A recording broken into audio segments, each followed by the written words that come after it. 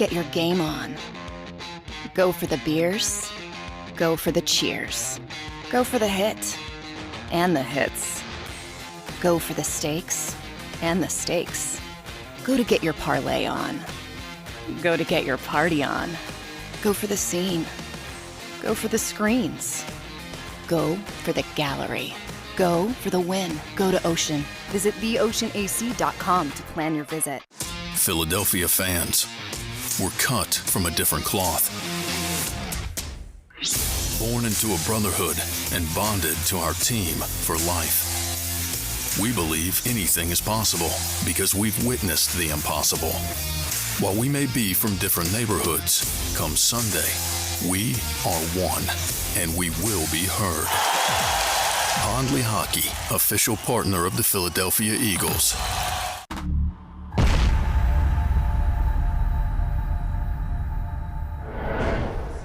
This is the setting of the JAKIB Media pregame show for Eagles-Cowboys, the amazing, incredible Ocean Casino Resort, the amazing gallery, bar, book, and games. As football season is well upon us, this is where you can take in all the incredible game action. And yes, of course, the amazing pregame show. Seth Joyner, Derek Gunn, Marc Farzetta with you here from Ocean Casino Resort ahead of a really amazing Sunday night after an incredible week in Philadelphia sports when it comes to everything going on in the Philadelphia sports scene. The Eagles are looking to keep the good vibes going against the dreaded and hated Dallas Cowboys, who come to town today at 4-1, looking to improve to really 5-0 with their backup quarterback Cooper Rush under center, and the Eagles looking to improve to 6-0 on the season. A lot of words have been said already this week, mostly coming from the Dallas Cowboy camp. We'll respond to that. We'll have John McMullen joining us from Lincoln Financial Field a little bit later on in the program. But in the early goings of this, I know a lot of people talk about this, Gunnar and Seth, about the Philadelphia Eagles and the Dallas Cowboys in a rivalry week. And the fans obviously make a big deal of this. Seth, you played in these games. You were a big part of the rivalry. Do fans look at this rivalry more so than players do for the size of the rivalry that it is? No. Definitely not. These two games against this opponent, against this rival, is the biggest game, bar none. There's just no ifs, ands, or buts about it. You know, yes, the New York Giants is a big game. Yes, the Washington Commanders are a big game. Absolutely. But there's none bigger than the hated Dallas Cowboys, okay? I mean, I've heard a coach once say, one thing I can guarantee you, I don't know what's going to happen in the other 14 games, but I can guarantee you we're going to kick Dallas' ass twice every single year. I wonder who that could have been. Gunnar, you, of course, traveled around a lot, all these different stadiums. You saw Eagles fans in the building down there in Dallas. You saw Dallas Cowboy fans here in Philadelphia as well. Do they look forward, the fan base, look forward to any other game on the schedule more so than Dallas Cowboys? Well, from a Philadelphia Eagles fan base perspective, no. But it's always intrigued me how this so-called hatred between the two is more one-sided than a lot of people on the outside looking in. Philadelphia hates Dallas, no question about that, the players and the fans alike. But in all the times that I've traveled down to Dallas and talked to Dallas people, they always talk about they have more of a heated rival with the teams like the Giants or even Washington when you look at the history between those two. They respect the Philadelphia Eagles. They don't like the Philadelphia Eagles or the Philadelphia Eagles fan base, but the hate is more lopsided Philadelphia Eagles toward Dallas than it is Dallas towards Philadelphia. I can agree with that, just in talking to Dallas fans, being down there at AT&T Stadium a number of times. For whatever reason, the Eagles seem to fly under the radar, but and we'll get into this a little bit later in the program when it comes to what was said in the Dallas Cowboy locker room leading up to this game about Jalen Hurts and this offensive line. DeMarcus Lawrence had some strong words for this Philadelphia Eagles team. We'll get to that a little bit later on. But to set the scene a little bit, looking at this NFC East, a lot of people looking at this division before the season thought, oh, this is going to be a terrible division. Here it is, the best in football. The Giants win again. And Seth Joyner, last week you asked me a question about who I would rather face, the New York Giants or the Dallas Cowboys. And right now, thanks in large part to a huge interception in the final 3 minutes of that ballgame, the Giants improved to 5-1. So here we are, looking at the Eagles, looking at the Cowboys as two teams that are just now trying to keep pace with the New York Giants of all teams in this division. Brian Daboll's did an incredible job of turning it around. How have they done it, aside from just the head coach? Well, you know, Derek Gunn, we talked about it last week. This is a team that every other team in the division is going to have to worry about. playing against the New York Giants is not going to be a guaranteed 2 wins every single year anymore. Derek said, listen, they finally hired the right GM. They finally hired the right head coach. They finally hired the right defensive coordinator. And it's paying off because, you can look at these players and watch how they play. This team was just demoralized for the last 3 to 5 years. And all of a sudden, the coach comes in and the GM speaks life into him and the defensive coordinator begins to speak life into him. And they play like they believe that they can win every game that they go into. Listen, Saquon Barkley is healthy again. He's a problem. Daniel Jones seems like he's got the type of coaching and confidence injected into him that he's playing at a better level. He understands when to run. He knows where he's going with the ball. He knows where his outlets are. I mean, he looks like a completely, different quarterback. Now, his numbers aren't, mind-blowing. But then again, you look over on the defensive side of the ball, and the thing you see over there as well is, Mr. Wink Martindale over there. And he is one of the most, how do I say it? He's one of the most imaginative and creative defensive coordinators in the league. I'm still baffled when I look at the Baltimore Ravens defense, why they ever let him go. What both him and Brian Daboll have been able to do with this team in short order is nothing short of spectacular. And the Giants are going to be a problem in the NFC East this year. I'm sure everyone looked at those 2 games later in the season and kind of put a W next to it and scratched it off. No. We got to go up there. It's going to be a battle. They're going to come down here. It's going to be a battle. I mean, unless someone gets hurt, if Saquon gets hurt or Daniel Jones gets hurt, those are the only things that's going to keep that from being a battle. But the New York Giants have figured out a way to turn their organization around in short order, and they're going to be a problem in the division. It all started for the Giants that first game of the season against Tennessee when Brian Daboll looked at his players on the sideline and said, I'm going for it. Instead of going for the tie against Tennessee and possibly going to overtime, he said, we're going for the win now. His players agreed in unison, let's go for it. That's where you start changing the culture. Now, had they not made that 2-point conversion and lost that game, maybe the Giants wouldn't be what they are today. But I think that set the tone for the new-look New York Giants right out of the gate. And look at what they've done in just a span of 8 days. They beat the Green Bay Packers. Today they turn around and beat the Baltimore Ravens. All right, now they're sitting here at 5-1, and everybody's wondering, we're not only worried about the Dallas Cowboys, we got this team with the Giants to worry about. Brian Daboll is coaching this team offensively exactly what he did with Josh Allen in Buffalo and that offensive weaponry there. He moves players around. They run this direction plays. When you think about it, the Giants are still not healthy in the offensive line. They're not a complete defense, but whoever steps in fills the gap, and nobody has a letdown. I said last week that the Dallas Cowboys frighten me more than the New York Giants, and that still is true for me just because of one person, and that's Micah Parsons, who the Eagles are going to be facing today. But after watching the Giants today, do you think the Giants are the bigger test or tonight's game against the Dallas Cowboys? Well, I will still look at the Dallas Cowboys based on the strength of their defense. I've said time and time again on this platform and other platforms, I think Dallas's defensive front is the quickest off the snap in the National Football League. They move a lot of people around. They like to do a lot of stunts and twists. And they rotate 7-8 different guys up in the front. It all predicates with Micah Parsons and then some. But Dallas has 9 different people on defense that has a quarterback sack. So it's not just a Micah Parsons show. The coordinator down there is putting a lot of players in position to make plays. Offensively, they're not even close to their defense, but their defense is winning a lot of games for their offense. If you're going to be up against that defense today, of course, you're going to need a very strong offensive line. There's some talk about Jordan Mailata. There's some talk about Andre Dillard now. Gunnar, who are you hearing is going to be on the left side of that offensive line of scrimmage? Well, earlier today I was told Mailata's ready to go. Landon Dickinson's ready to go. Sayamalo's ready to go. If they're ready to go, I like strength against strength. The Dallas defense is considered one of the best in the league. The Eagles' offensive line is considered the best in the offensive league.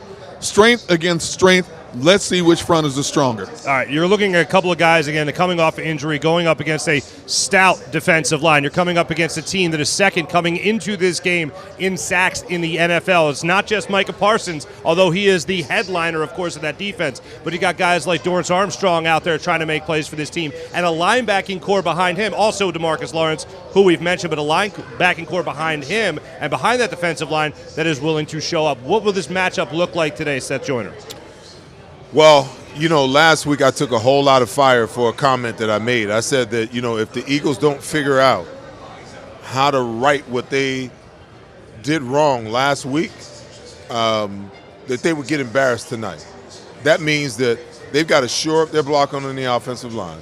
They got to come out committed to running the ball early to set the stage, set the table for Jalen Hurts. And defensively, you got to get up at the line of scrimmage and challenge these wide receivers and bring some pressure from time to time.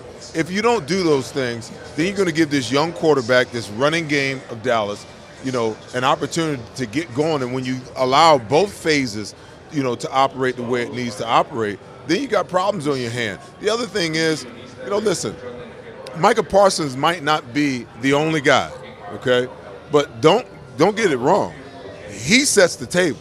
Because when they can line him up at defensive end, at defensive tackle, at outside linebacker, off the ball, in coverage, blitz him, they do everything with this guy, okay? And a lot of what they do is predicated on how they use him.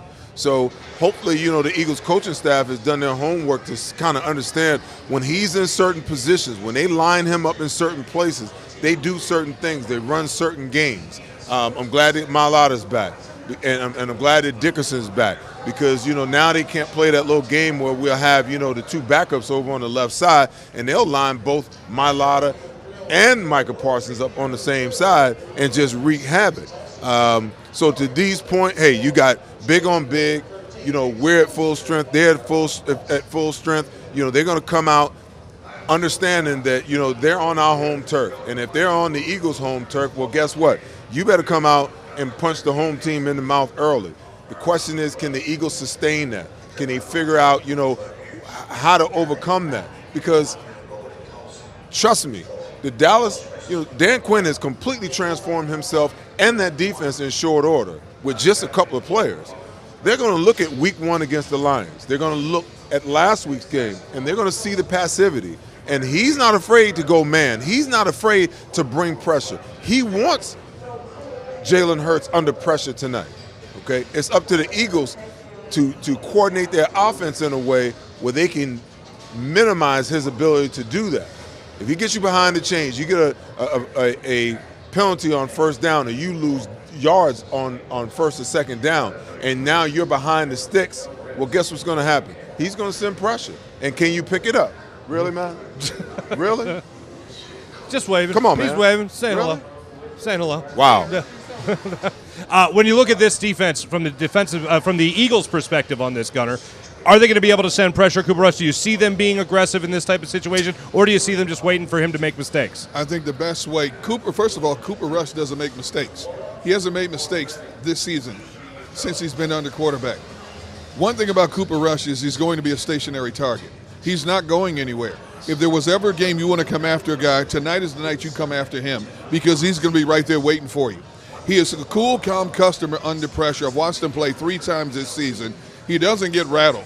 Their offense is not explosive. They're not scoring many points, but he's an efficient quarterback. They're running an efficient offense, and based on what the defense gives him, short fields, a lot of 3-and-outs, that's a big reason why the Cowboys have been so successful up to this point. Am I living in a dream world today to just be at least wishing that the Philadelphia Eagles come out and actually run the football? And Seth, I know you mentioned this a second ago, but I'm looking at Miles Sanders, and I'm looking at the game he had 2 games ago, and I see what the Eagles were able to do in the fourth quarter against the Arizona Cardinals, and they actually owned the run game in that fourth quarter against the Arizona Cardinals. It's how they were able to sustain those long fourth quarter drives. And now you're going up against, believe it or not, a middle-of-the-road rushing attack. That is the rushing defense of the Dallas Cowboys, and you're going up against a running back in Miles Sanders who is averaging just under 5 yards a carry.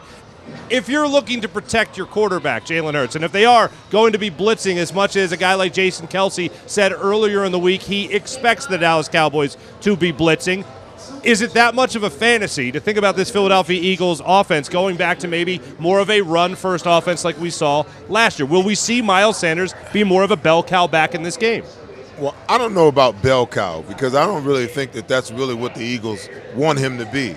That wound up being the case against the Jaguars because I think, the weather conditions, predicted that you run your offense that way.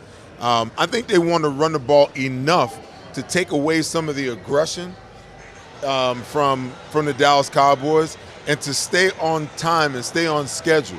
Because if they lose yards on first down or they have a penalty on first or second down that puts them behind the chains, on third down, they're coming. The way that you stop, an aggressive defense is you screen them. You delay draw them. You run the ball right at them and you make them play physical football out the gate.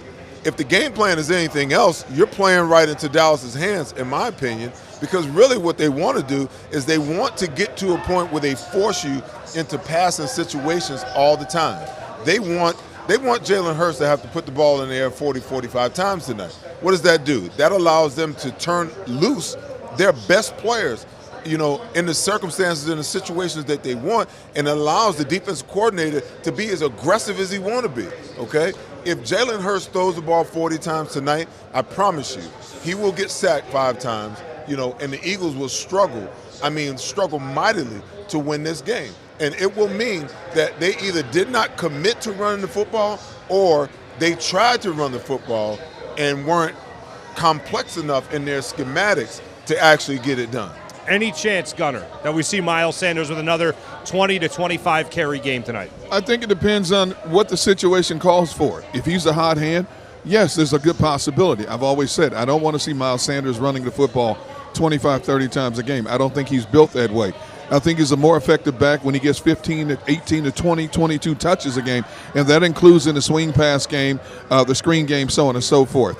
A back of his size, if you overwork him, you're not going to have him to finish the race, down the road. And they need him in the months of November, December, and into January to get to where they want to go. Miles Sanders is an exceptionally talented back, but he's like a lot of backs in the National Football League. There are very few Derrick Henrys left in the National Football League that can carry the ball 30 times a game, 350, 400 times in a season. And as we've seen, even Derrick Henry's starting to wear down now at this stage of his career. So, no, I don't want to see Miles Sanders on a regular basis carrying the ball 25 times a game. But if he's having a tremendous amount of success against this Dallas defense and he's picking up 5, 7, 8 yards a carry, you got to go with the hot hand. I'll go with the 5 to 7. I'll take that, but I'll also take I know on that particular play, Jalen Hurts isn't getting hit. Yeah, I'll take that as well. Yeah. One other matchup I want to talk about here in our opening segment, it has to do with Trevon Diggs, who picked off Jalen Hurts in their first matchup last year in Dallas in another drubbing, 2 drubbings that the Eagles took at the hands of the Dallas Cowboys last year. The second one, of course, the Eagles didn't have playoff seeding to play for at that point. The Dallas Cowboys did. But spinning it back to Diggs here for a second, 9 passes defended so far this year, 9 passes deflected, actually, and he has done a heck of a job. It's leading the NFL in that stat, in that category. Plays all over the field, matches up against guys, number 1 target. In this game, gentlemen, are you expecting Trevon Diggs to be on A.J. Brown, or are you expecting him, Gunner, to play against Devontae Smith in this game? Where do you see him lining up? Well, I think we're going to see a lot of Diggs against A.J. Brown. You talk about him having the 9 passes defended in the National Football League, which is number 1, but he also is susceptible to the big play. Quarterbacks are completing 62% of their passes against him this year compared to 52% last year. So he is that consummate riverboat boat gambler. He's going to come up. He's going to bite on the face. Is he strong enough to stay with Jalen Brown on those slant plays? That's going to be a big question. There's not many DBs in the league that can handle A.J. Brown when it comes to those slant plays or physical enough to combat him for 60 minutes of football. Trevon Diggs is a talented cornerback, but he's also a cornerback that can be beat. Let's see how many times Jalen tries to go to A.J. Brown. You better go to him more than what you did last week, which was 3 times for 32 yards. You have to incorporate this man more in this offense. What are you doing with Diggs tonight? You know, I kind of get the sense that,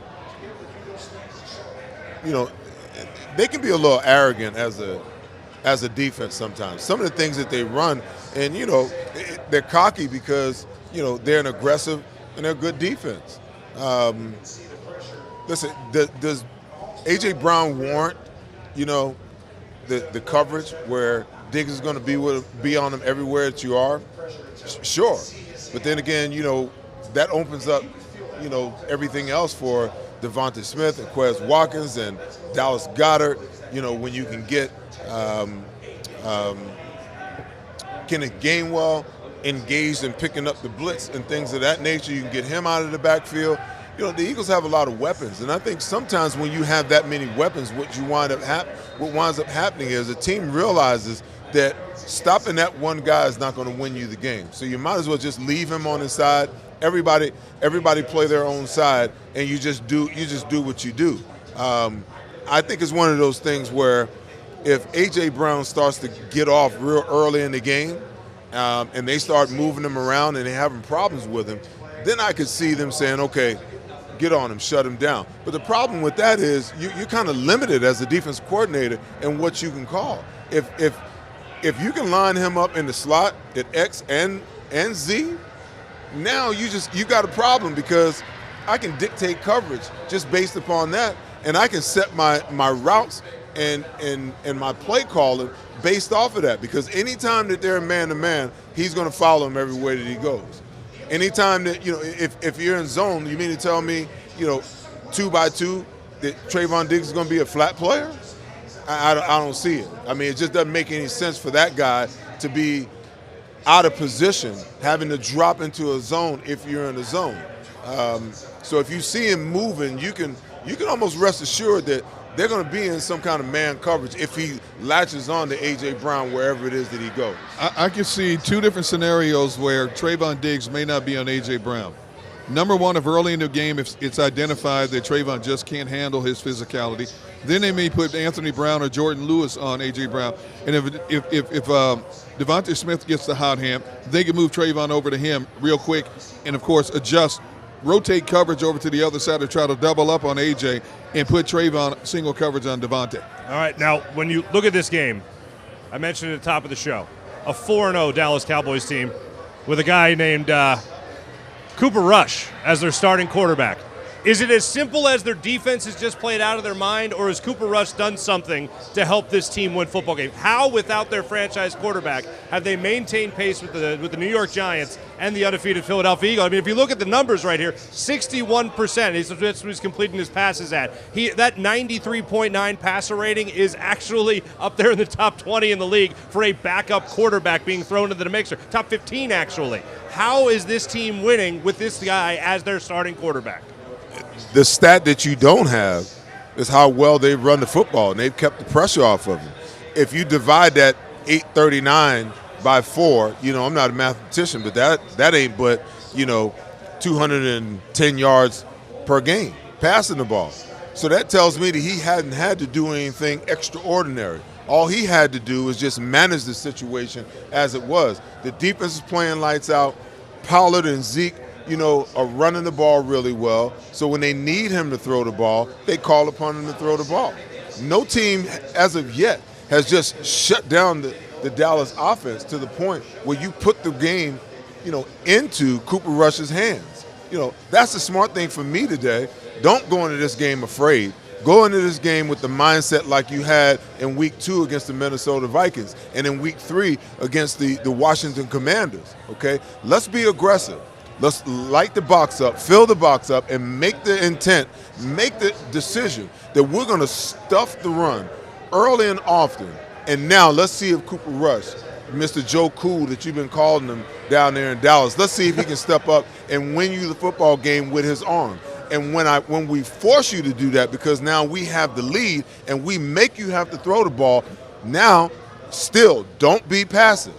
Step up and challenge the wide receivers at the line of scrimmage and bring some pressure, because the pressure will make the difference in this game. But if you sit back and just let him be comfortable in the pocket, and they got a running game that's going halfway decent, I mean, you're gonna be fighting for this W all the way down to the end of the game. I think the most telling tale in the stat that we just showed is he only has 4 touchdown passes, but 0 interceptions in 4+ games. When you look at some of the biggest name quarterbacks in the NFL that already have 3, 4, 5, 6 interceptions up to this point of the season, this guy has no interceptions. And Seth is right. The running game has really helped him out of a lot of jams.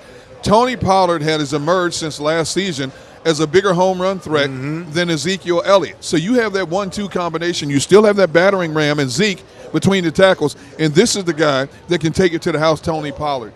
I've said on a number of platforms, it might be soon when Zeke Elliott is looking for a new team because it's going to be the Tony Pollard show down in Dallas. Not far off. Not far off. You're talking about a guy named Ezekiel Elliott who has about only 50 more yards than Tony Pollard and twice the carries. More than twice the carries. When we come back, we're going to go virtually to Lincoln Financial Field, where our man John McMullen, the JAKIB Media Football Insider, will be joining us from Lincoln Financial Field coming up in just a few.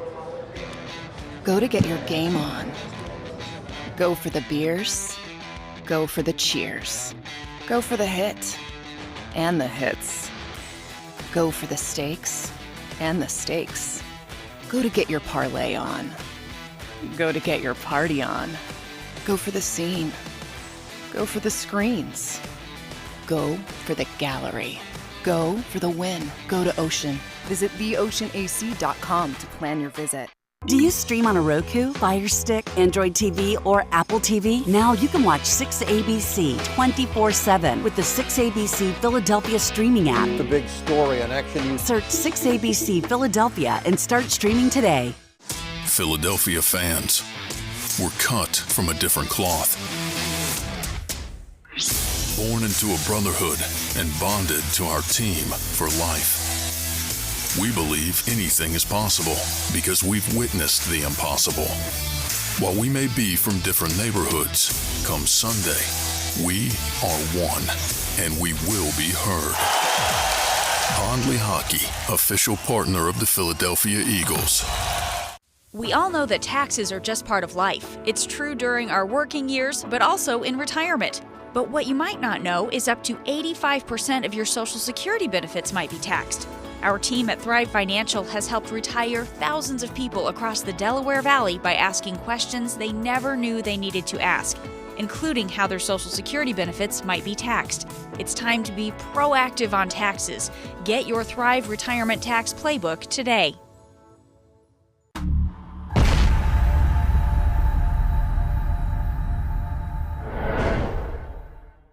Go for the beers. Go for the cheers. Go for the hit and the hits. Go for the scene. Go for the screens. Go for the gallery. Go for the win. Go to Ocean. Welcome to Pondley Hockey. We've helped over 100,000 injured and disabled workers obtain benefits, as well as some of the biggest settlements in the state. If you've been injured at work, give Pondley Hockey a call. Score and save in southeastern PA and Delaware with Colony Pools this football season, and let the experts close your pool with a custom Merlin safety cover in green for the birds. And if you join our Winter Watch team, we'll give you another 20% off, and Colony Pools will handle it all. Keep your tiles on your pool, not in your pool. Fly with Colony right now, birds fans. Visit flywithcolony.com. It's a fall car fest, and Jeff D'Ambrosio, Destination Downingtown, says, yes, you can. Jeff says, yes, you can choose from over 1,000 vehicles in stock with no wait. Yes, you can still get low prices, leases, and big discounts. Yes, you can still get low interest financing. And Jeff always says, yes, you can have a real deal buying experience without the hassle. When the other dealers say, no, you can't, Jeff says, yes, you can. Jeff D'Ambrosio, Destination Downingtown. Nobody treats you better. Jeep Adventure Days.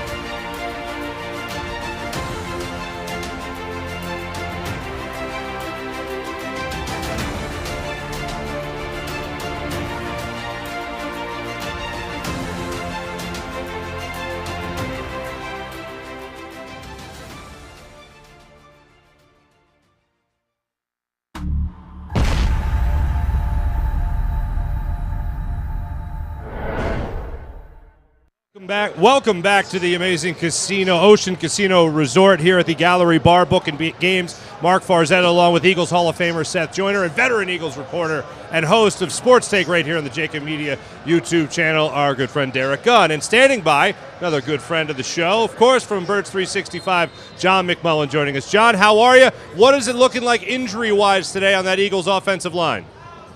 Well, I mean, everybody's going to try to give it a go. I don't think the question is who's going to start. It's who's going to finish. So we kind of saw it last week a little bit in Arizona. Landon Dickerson had to leave. Really, Sua Opeta played more, was able to come back in the game and sort of back and forth. Jason Kelsey left for 2 snaps.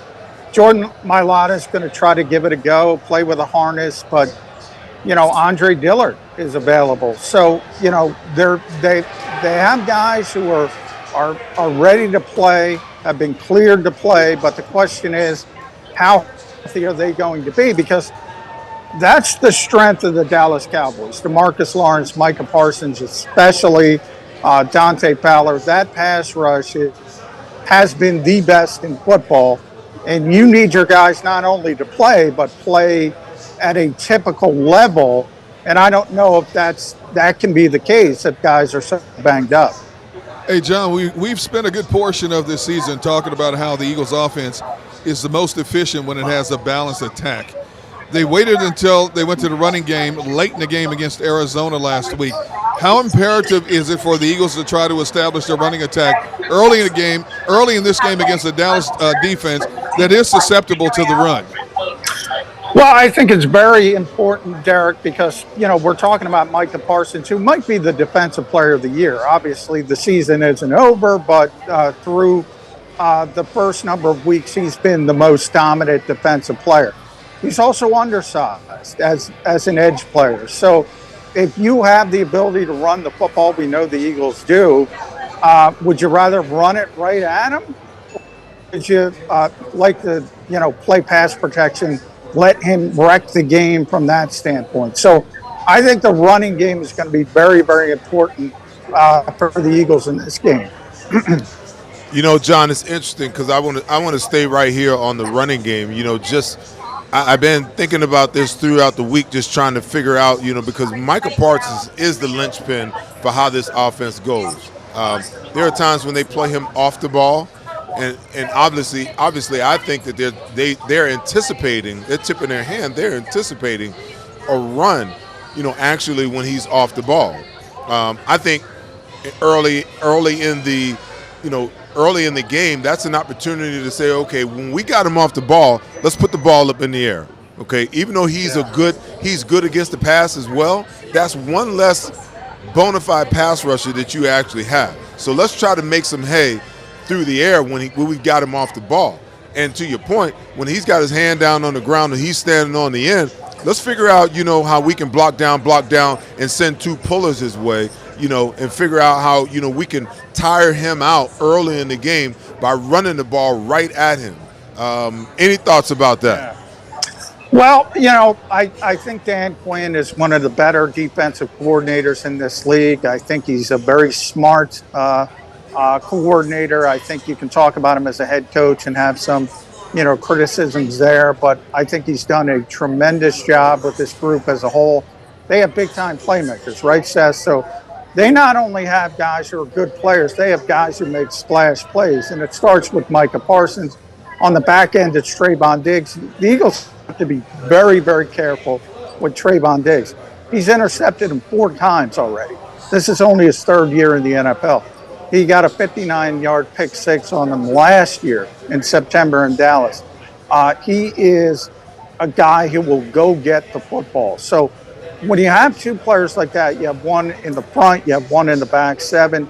I think Dan Quinn understands, maybe they can't keep up with the Eagles from an offensive perspective with Cooper Rush playing quarterback. So you almost want to take a chance or 2 defensively, try to create something from that standpoint. All of a sudden, if you get a +6 on the defensive side of the ball, you really got a chance to win this football game. So I think I bring up Dan Quinn for that fact. I think he understands situations. He understands what he's up against in Philadelphia. and he'll try to do something to create a mistake from Jalen Hurts. John, I know we could talk a lot about the difference in the roster from the Eagles last year in Dallas during that game where they got drubbed the first time around. They only ran the ball twice with a running back in that first half. I know we could talk about a different roster that went into Dallas that time around than the roster that's going to be hosting the Cowboys this time around. But Jalen Hurts specifically seems like a much different quarterback than what we saw play in Dallas a year ago. How much do you think Dallas is playing into that, and what do you think they're expecting from Jalen Hurts this time around? Well, you heard DeMarcus Lawrence all week, people trying to bring up the bulletin board material. Nick Sirianni kind of laughed that off. But, the Cowboys think they have a very good defense. And, what DeMarcus essentially said, all right, he's improved. Let's see what he does against us. I'm interested as well, to be honest, because this is the most difficult defense the Eagles have faced to date. I don't think there's any question about that. I do think there's a little bit of a luxury, Mark, in the fact that I think they can make a mistake or two and make up for it, because I don't think Dallas is very explosive on the offensive side of the ball because of Cooper Rush playing quarterback, more of a game manager. So if I'm the Eagles, I want to get the lead. I want to force Dallas to try to throw the ball early. I don't think they're capable of doing it consistently. Then all of a sudden the snowball can start rolling down the hill. But from the Eagles, the offensive perspective, I think they just got to be slow and steady. If it doesn't work, if you start slowly, you start wearing on them, you're playing a good defense. But there's a very, very small margin of error for Dallas because they can't win a shootout. They can't really play it from behind. So you should prey on that if you're Nick Sirianni. All right, John, let's talk about this Eagles defense. When you look at the Dallas offensive tackles, on one side you have Tyler Smith, a rookie who's developing, and at this stage is better than a lot of people thought, but he's still in the learning stages. On the other side, they have a Richard Steele who's okay. I said earlier in this show that Cooper Rush is a stationary target. He's not going to scramble around a lot like a lot of quarterbacks in the National Football League right now.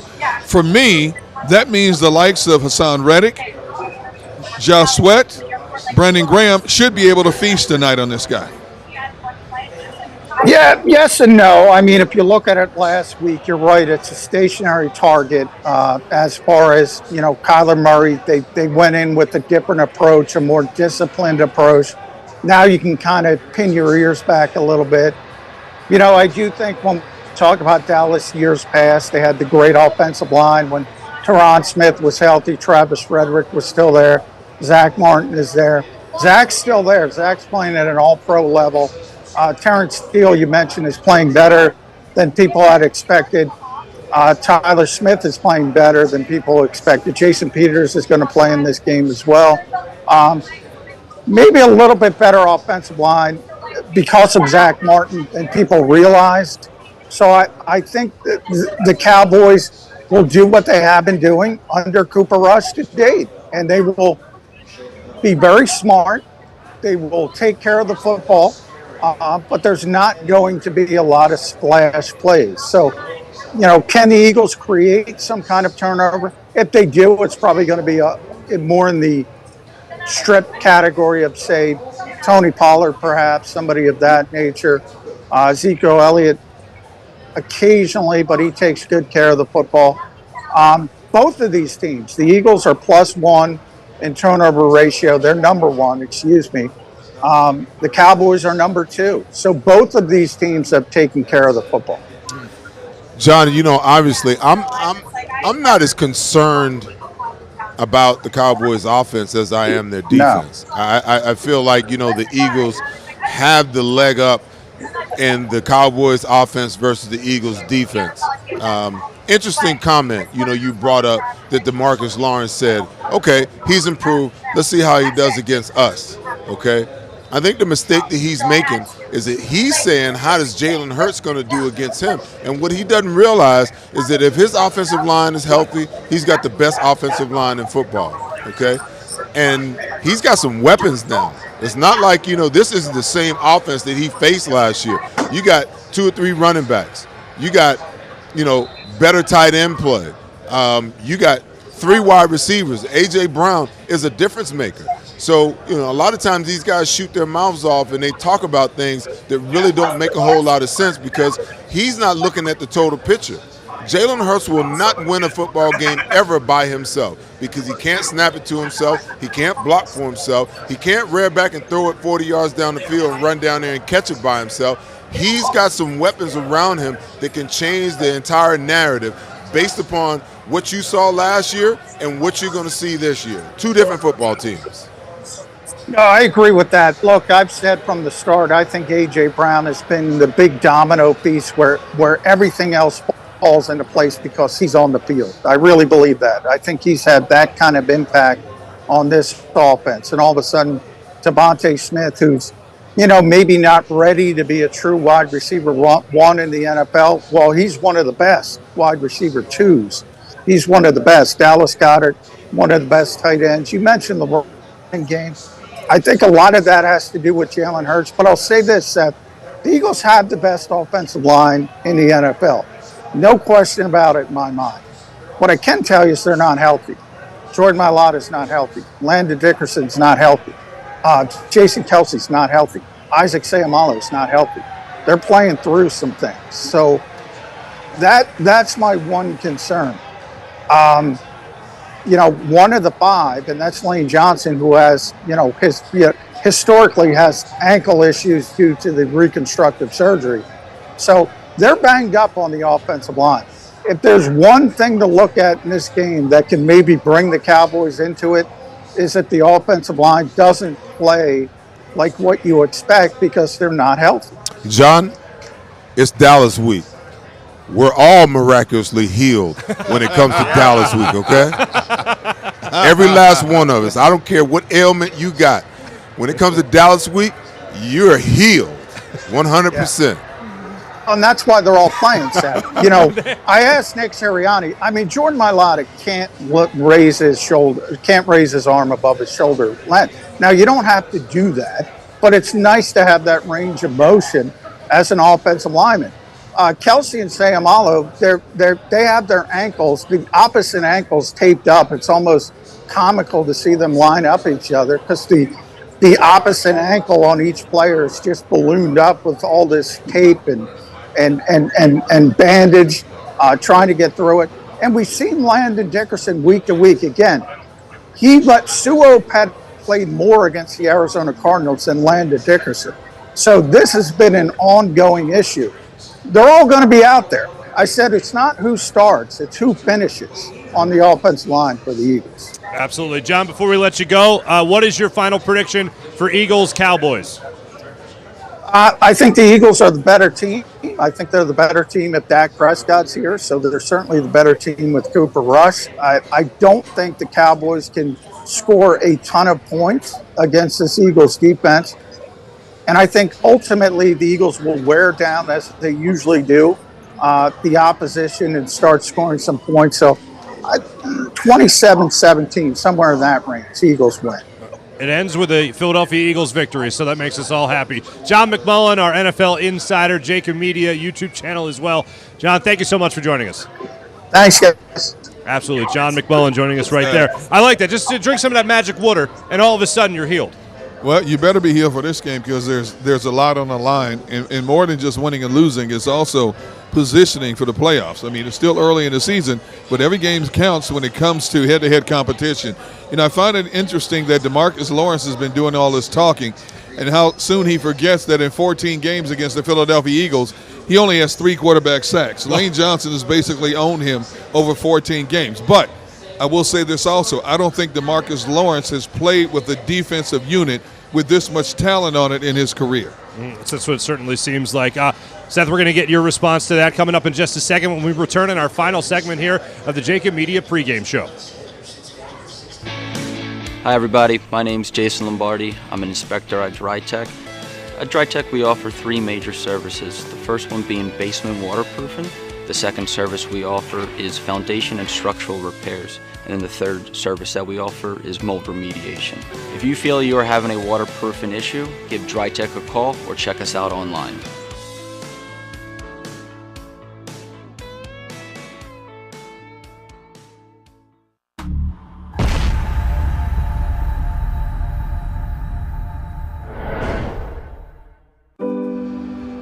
husband hadn't missed work in 15 years.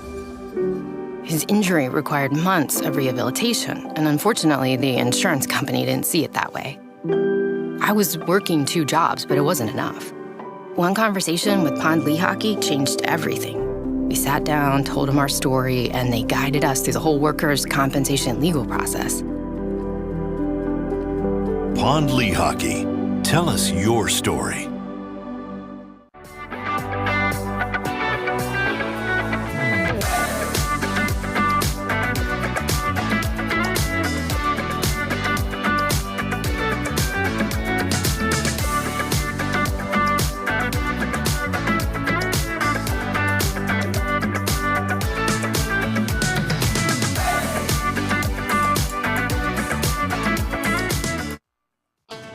The faces you know, the team you trust.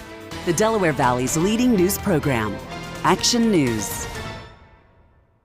Celebrating the life of your loved one is what we do at Life Celebrations by Givenish. When the matriarch of the Dalloway family died suddenly at 82 years old, Life Celebrations by Givenish stepped in. They will make this the easiest thing that I know it's not easy, but they will make this as easy as possible. Life Celebrations by Givenish, customizing services as unique as the individual. I just know that my dad, who is in charge of everything, was not in charge of anything at that point when my mom passed. And again, just another shout out to this place for making it easy. Turning tragedy into a celebration of life, no matter how hard, is what we do at Life Celebrations by Givenish.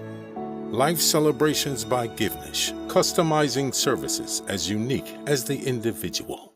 Go for the beers, go for the cheers, go for the hit and the hits, go for the scene, go for the screens, go for the gallery, go for the win, go to Ocean. Go passionately. Go fearlessly. Go confidently. Go Birds! Go confidently towards your goals with First Trust, Philly's hometown bank for nearly 90 years, and the official bank of the Philadelphia Eagles. We're focused on getting you over the goal line. So go with conviction. Go with trust. Go Birds! And go forward with us by your side. First Trust Bank, the official bank of Philadelphia dreams. Up. And go Birds.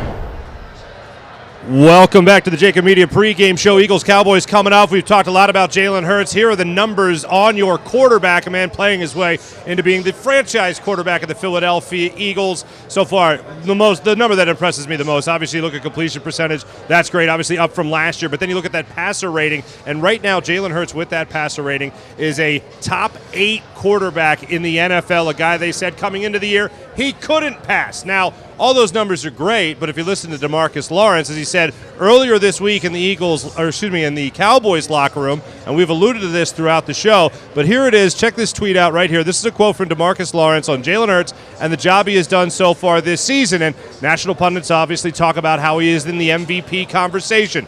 This is what DeMarcus Lawrence had to say. Has he played us? All right, different teams run different schemes, and y'all need to write is how he hasn't played the Cowboys yet, so we don't know how good he is. We have talked about this throughout the show. Wait. This is the test. So wait a minute. Wait a minute.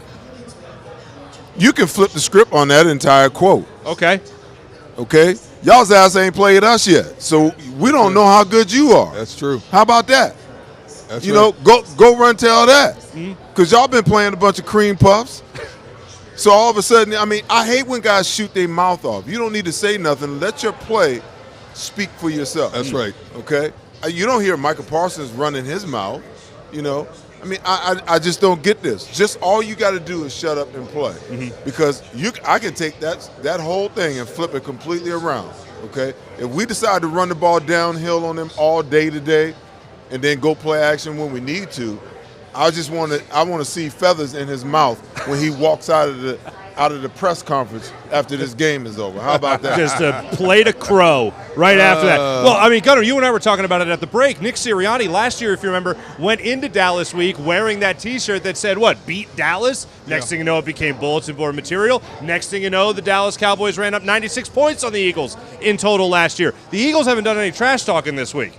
The only guy that's done trash talk really is DeMarcus Lawrence. So I think it's a conscious effort by the Eagles to not go there, for Nick Sirianni to not go there.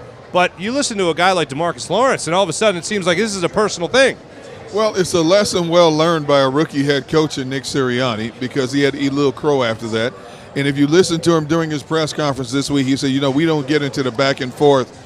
And I'm sure he's told his team that, you know what, don't say anything. We'll say all we need to say when we step out on the football field. Hopefully our actions speak louder than theirs. As for DeMarcus Lawrence, he's been around the block a few times, 30-year-old vet. He's accomplished a lot, but he hasn't accomplished a lot when he comes to playing the Philadelphia Eagles in his career. So that's why I said a little while ago, I'm surprised that though he's the one wolfing right now, because he really hasn't lived up to expectation. It hasn't been a main factor when it comes to an Eagles-Cowboys series. Real quick, the inactives for the Eagles just came out versus the Dallas Cowboys. Jordan Mailata not on the inactives list, so he is active for tonight's game, Gunnar, as you told us earlier, and also John McMullen expected. So you're looking at this list right now, and Trey Sermon, a running back for the Eagles, is inactive today. Not all that much of a surprise. So looking at that and just looking at the inactives, we'll wait for the Cowboys to come out, which should be out in just a second or two. But Seth, before the break, we were talking about this Dallas and this Philadelphia matchup today and what kind of our expectations were for this Eagles defense.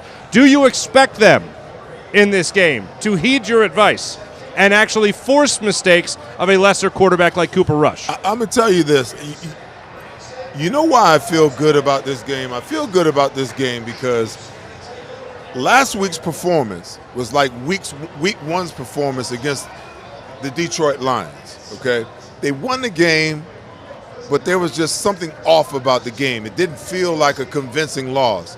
It felt like, they left something out there on the offensive side of the ball, and they were too passive on the defensive side of the ball. They come back the next week and they just totally destroy the Minnesota Vikings. Last week against the Arizona Cardinals, it was one of those games. Yeah, they won the game, and that was the most important thing. But at the end of the day, you have to look at how you play the game each and every week to understand, what's going to happen down the road. And I think as this team looked at the game film, they realized that, just like week one, we won, but we didn't play our best, okay? So I think, and throw on top of that it's Dallas week on top of it, I think that's going to benefit this team because they're going to turn around and come out, tonight like they came out, in my opinion, in week two. And I think, they'll dominate this football game because they know that they have to play. They have to raise their level. They know they got to play at the top level in order for them to beat this defense. Real quick, the inactives for the Dallas Cowboys. Jason Peters is active, as is C.D. Lamb for today's game, and also Dalton Schultz inactive, their tight end, who has actually caught a touchdown pass against the Eagles. That's in huge recent for Dallas. Years. Huge for Dallas. And also Dak Prescott, as expected, is inactive today as well. Yeah, that's huge for Dallas not having Dalton Schultz because he's been Cooper Rush's safety valve. Now, who's going to step up and fill that void? That remains to be seen. But when Cooper Rush has been in trouble, he's looked to Dalton Schultz, and he's not there for this game tonight. So that's going to help the Eagles significantly in terms of covering the tight end coming off Dallas's line of scrimmage. Seth, before we give our official predictions for the show, of course, you've played a number of years against those Dallas Cowboys. When you think back to your time playing against the Dallas Cowboys, is there one particular play, one particular moment that jumps out to you in all the rivalry games against the Dallas Cowboys? Is there one thing that jumps out to you about that matchup? Oh God, there's so many. I mean, how do I pick one? Is it the Thanksgiving drubbing that ensured that the NFL would never have the Eagles play against the Dallas Cowboys on Thanksgiving ever again? Is it the 11 sacks, the team record 11 sacks against the Dallas Cowboys in Dallas? It's hard to just pick just one because every one of those games were unique in its own way. Whether we won or lost those games were just unique because the level of intensity that you play at. I mean, even though we're in the regular season, and the level of intensity has already gone up substantially, if it's possible, it goes up another 5% when it comes to the Dallas Cowboys. It just does. Well, maybe this is a better question then. A lot of times I'll talk to players, I'll talk to rookies namely, who come out and say, oh man, for the minute I got to Philadelphia, that's when I knew we had to beat the Cowboys. The cab driver picked me up from the airport. You just said, hey, no matter what, just beat the Cowboys. Or you run into that person at Wawa that says, hey, welcome to Philadelphia, beat the Cowboys. When was the moment you realized how important the rivalry was to Philadelphia? Well, like I said, in the opener, when that coach that drafted me said, if we don't win any games, I guarantee you we'll beat the Cowboys' ass twice every single year. But no, I mean, I also think that, when I got to Philadelphia, I understood the history. I understood how important it was, for the Eagles to beat them in the NFC Championship, back in the early 80s to get to the Super Bowl, to get that monkey off their back. I remember how dominant, the Dallas Cowboys were and where the Eagles were in the pecking order in the NFC East, even when, the Arizona Cardinals were the Phoenix Cardinals, the St. Louis Cardinals at that time was still, in the division. They were always, the one to beat. Now, our biggest nemesis back then was Washington and New York, but it was a much more satisfying win every single time we could beat up on Dallas. That's just the nature of that game. There's no getting around it. We have reached that point in the show where we give you our predictions. Gunner, I'll go to you first. Do the good vibes keep on coming in Philadelphia with the Eagles facing Dallas tonight? When it comes to plays of explosion, the Eagles have pass plays more than 16 yards, running plays of more than 10 yards, 58 of them. More than anybody else in the National Football League. They need plays of explosion to deflate Dallas's defense. If they can do that, they're going to be very successful tonight. So with that said, I look for the Eagles to win this game like 24-17. 24-17. Derek Gunn. Seth Joyner, what do you have? I think, my keys to the game, are pretty obvious. You come out and you establish the running game. You slow down the tempo of this defense. You don't get yourself behind the chains and create opportunities for them to come at you with multiple blitzes and really allow these guys to pin their ears back and come after you. Defensively, I'm not that concerned because, the defense could have played much better last week. I get the sense that, they're still a little pissed off about how they played last week and how close that game actually was. So I think that, Jonathan Gannon, I'm hoping, that he'll call a much more aggressive game because he has the weapons to do that. Don't sit back. I mean, even if you got a 2-touchdown lead, a 3-touchdown lead, I don't even care if you got a 3-point lead. Don't play passive. Put the pressure on not only the quarterback, but the rest of this offense to earn every single thing that they get instead of giving it to them. And then obviously, the biggest thing is how we protect Jalen Hurts. We talked about, sight adjustments and things like that. And we asked the question, do they actually have it built into their offense? To my amazement, I talked to some people, in the coaching realm last week, and they said no teams really use sight adjustments anymore, which is just unreal to me. I mean, it completely blows my mind that you can see an extra guy in the box that you can't account for, and yet you still have your wide receivers running routes 15, 20 yards down the field knowing that the quarterback won't have the time. But they've got to be – their protections have got to be spot on. They got to be ready for each and everything that can come their way, and I get a good sense and a good feel about this game. I think it's still going to be close. I think a field goal close. And I like the Eagles to win it 27-24. 27-24. I think one of the biggest factors for the Eagles is that they have Avonte Maddox back tonight in the slot. Yes. I think this is going to be huge in terms of defending the passing game. Certainly, and they got weapons like we mentioned earlier. Michael Gallup is back in the rotation here for the Dallas Cowboys despite dealing with that knee injury. Or excuse me, CeeDee Lamb is doing just fine and well, going to be up in this game. When I look at this game, I also, like you gentlemen, see a very close game. I'll start out with the final score. I think it's going to be in the more of the realm of 23-17 in favor of the Philadelphia Eagles. I do think Dallas's defense is, without question, the biggest test this Eagles offense has faced to this point this year. This, for me, is a game I'm expecting Jalen Hurts to have an exclamation point put at the end of this game. For anyone that wants to doubt him, if anyone like DeMarcus Lawrence that wants to come out and say, well, they haven't played us yet, put an exclamation point at the end of the way you performed tonight, Jalen Hurts, and this team will win. You put an exclamation point also at the way a guy like Miles Sanders can attack this defense and spell a guy like Jalen Hurts as this game goes on against a stout defense, then this Eagles team will win the game. I am expecting both great performances from both those players tonight in Miles Sanders and Jalen Hurts. 23-17 is what I got for you. For Seth Joyner, the Eagles Hall of Famer, for veteran Eagles reporter Derek Gunn, also host of Sports Take here on JAKIB Media, we appreciate you guys watching the JAKIB Media pregame show from Ocean Casino Resort. I'm Marc Farzetta. Enjoy the game. Go Birds.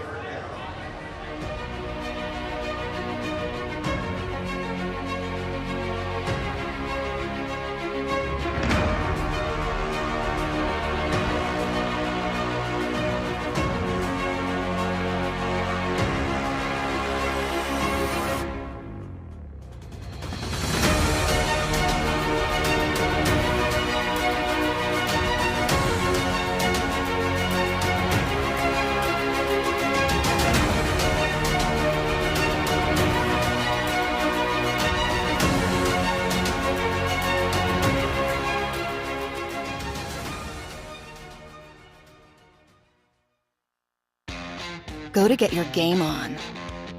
Go for the beers. Go for the cheers. Go for the hit and the hits. Go for the stakes and the stakes. Go to get your parlay on. Go to get your party on. Go for the scene. Go for the screens. Go for the gallery. Go for the win. Go to Ocean. Visit theoceanac.com to plan your visit. The greatest fans on earth. It's a bold statement, but would you expect anything less from Philadelphia? 58 years of heartache creates a toughness, a grit, a resolve not found in most. Sure, our prayers were answered, but now that we've had a taste, we're looking for more. Pondley Hockey, official partner of the Philadelphia Eagles. Go passionately. Go fearlessly. Go confidently. Go Birds! Go confidently towards your goals with First Trust, Philly's hometown bank for nearly 90 years, and the official bank of the Philadelphia Eagles. We're focused on getting you over the goal line. So go with conviction, go with trust, Go Birds! and go forward with us by your side. First Trust Bank, the official bank of Philadelphia dreams. Oh, and go Birds. Score and save this football season on your car insurance. Before the next game, save up to 40% on your auto insurance policy. That's right, 40% savings. Call an audible this season and contact the Del Val Insurance Group. They're an advocate for you, not an insurance company. That means they'll get you the right coverage and save you up to 40%. Call managing partners Fran or Jim of Del Val Insurance, 215-354-0122, or score and save at dvigi.com. dvigi.com.